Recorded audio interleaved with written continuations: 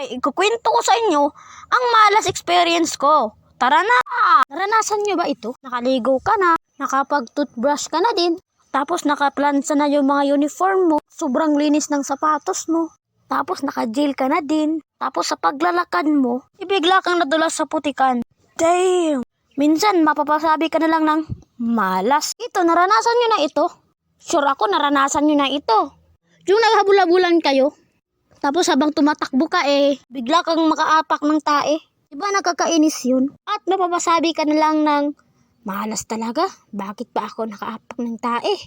Hay, kahit pa sa school, mayroon pa ring malas. Tulad ng, yung nagsusulat kayo. Pagkatapos wala kang ballpen. Sila natapos na nagsulat. Habang ikaw, walang ballpen. Malas talaga. Tulad ng recess. Yung nakabili ka ng pagkain.